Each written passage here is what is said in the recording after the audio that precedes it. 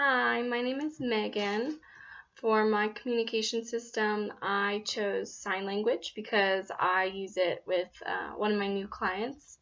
For her, I actually use tactile sign language, so that would be hand over hand because she's deaf and blind. So a lot of it would just be the feel of your hand in her hand is how she does it, but I'm just going to do regular sign language for the purposes of this video. So the use of sign language is a communication system, and it'd be beneficial to an individual who's nonverbal or has minimal verbalizations, so it'd be good to teach them, and also someone who has full use of their hands.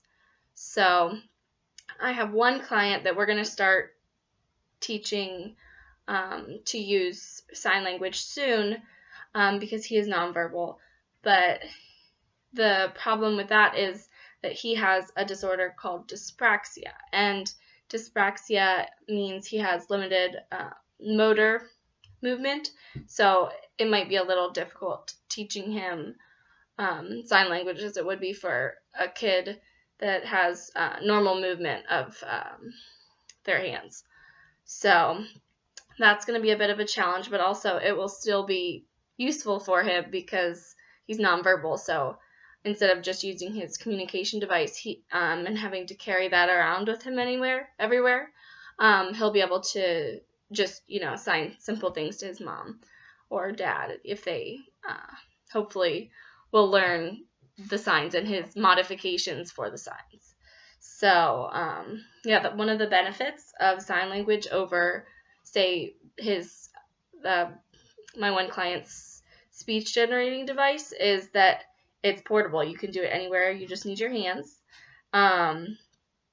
Also, it can be done quickly. You don't have to go grab the thing, and it also doesn't cost any money, which is also a benefit. So, how it's learned, it's usually learned in the natural environment, and it's taught using things that might be highly motivating for the individual it's being taught to. So for someone that's highly motivated by certain foods, those might be taught first. If they ask for chips a lot, then that might be one of the first things that you would teach them. So one example of a sign language that I would teach the new client that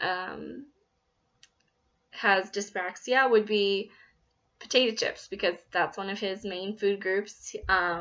He eats potato chips all the time, so I would teach that like this. That means potato chips in sign language. And probably for that client, we would probably start teaching hand over hand the sign language, because he's not very good yet at imitation. So just me doing it and then expecting him to do the same movement that he's not used to doing wouldn't be a good way to teach him. So for him, we would do more hand over hand. We probably might even start simpler than that chips, because that was kind of complicated. So sometimes he wants more chips, so we might teach him the symbol for more before we taught him the symbol for chips, or the sign for chips. Another thing that would be good to teach him would be the symbol for, or the sign for all done, like that. So just sweeping outwards, that means all done in sign language.